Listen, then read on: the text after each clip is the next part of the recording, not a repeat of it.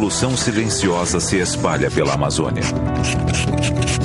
Homens e mulheres enfrentam a ameaça de destruição da maior floresta equatorial do planeta.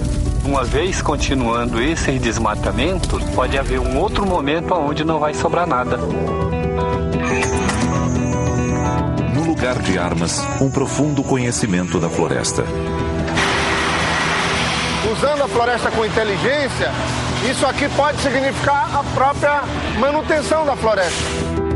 Uma revolução que começou com um seringueiro chamado Chico Mendes. Ele era um visionário. Ele estava talvez até 100 anos na frente. A luta custou sua vida, mas seus ideais mantêm a floresta em pé.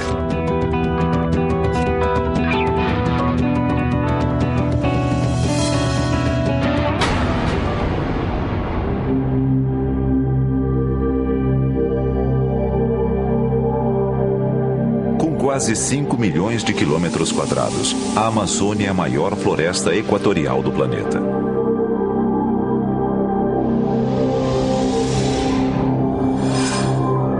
Aqui estão escondidas enormes riquezas. A primeira a ser explorada foi a borracha. No final do século XIX, quando o mundo descobriu os mais diferentes usos para a borracha, a Amazônia se tornou o centro das atenções. Mas para extrair látex das árvores, era preciso povoar a floresta. Milhares de pessoas trocaram o Nordeste brasileiro pelos seringais da Amazônia em uma nova corrida do ouro.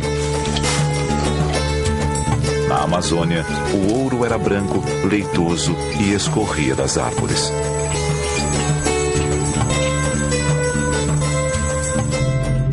O estado do Acre tinha se tornado um dos principais produtores de látex da Amazônia. Mas em 1876, seringueiras brasileiras foram levadas pelos ingleses para as colônias do Sudeste Asiático, num dos primeiros casos de biopirataria da história. Quando a borracha asiática chegou ao mercado em 1910, os preços do látex desabaram.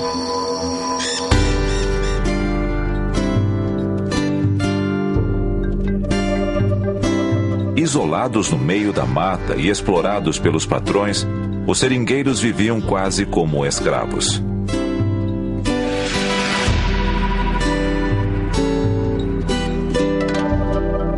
Chico Mendes nasceu em 1944, num Acre miserável.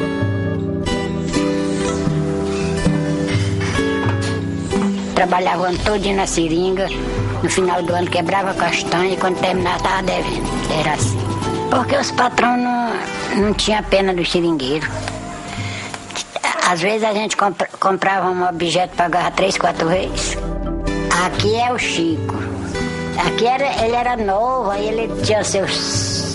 Acho que não tinha nem 30 anos ainda. Chico Mendes.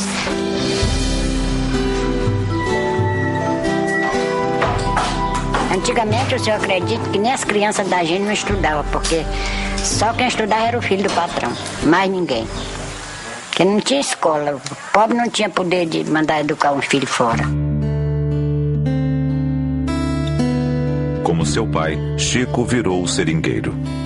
Mas a chegada de um revolucionário comunista aos seringais do Acre iria mudar o destino de Chico Mendes. Seu nome era Euclides Távora.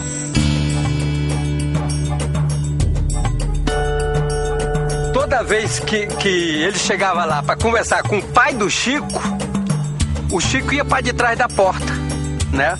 O Chico ia prestar atenção na conversa e ele viu. Ô, seu Chico, o que é aquele menino que tá lá? É meu filho. Chama ele aí. Chamou o Chico uma vez para assistir. E daí para frente o Chico participava de toda a conversa. E o Chico se interessou. Você é o Chico Mendes, né? E aí ele acompanhava com o Euclides Távora um radinho portátil de 4 pilhas, né? Euclides ensinou Chico a ler e a entender o mundo ao seu redor. trabalho de vida. Esses 3 anos serviu para que eu tivesse uma visão do que seria um movimento sindical, do que seria uma organização sindical, do que seria como se organizar os trabalhadores para uma determinada luta. E a floresta amazônica nunca mais foi a mesma. Hoje, o Acre é o 4º estado menos desmatado da Amazônia. Aqui, cerca de 85% de toda a cobertura florestal permanece preservada. Já no estado vizinho, Rondônia, 45% da floresta foi destruída. Mas nos anos 60 e 70, a pressão para devastar a floresta era enorme. Depois do golpe militar de 64, então começam a abrir as estradas, né? Foi justamente quando surgiu o latifúndio, né, que começou a criar os conflitos pela posse da terra. Poderosos fazendeiros começavam a tomar conta do Acre, e para eles, a Amazônia deveria ser povoada com milhões de cabeças de gado. As árvores atrapalhavam e precisavam ser eliminadas. A visão daqueles fazendeiros vindos do sul do país era um choque para os seringueiros, que dependiam da floresta para sobreviver.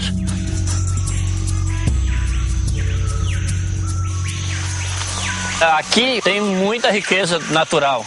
E essa espécie aqui, ó, se você levar um corte na floresta e estiver botando muito sangue, jorrando sangue, então a gente pegava, socava essa planta, põe em cima e para, porque ela é anti-hemorrágica. Tem anos que a comunidade vem usando para salvar a vida.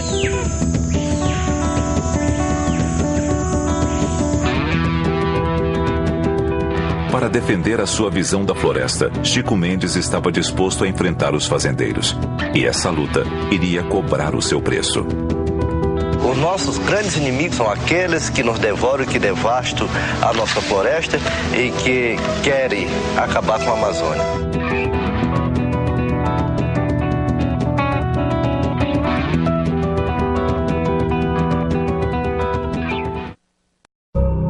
Década de 1970. No Brasil, os militares estavam no poder, e para eles a floresta era um grande vazio que precisava ser ocupado. A solução? Construir estradas e convidar fazendeiros a trocarem o lotado sul do país pela Amazônia.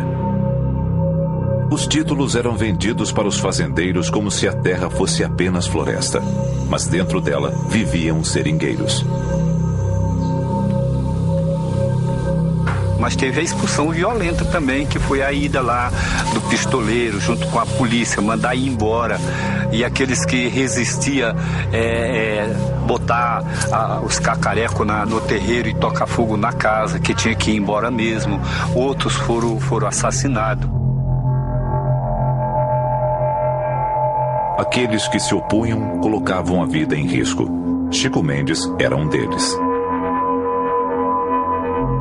Se sozinhos não conseguiam resistir aos fazendeiros, Chico e seus companheiros criaram um movimento curioso, nascido no meio da floresta: o empate.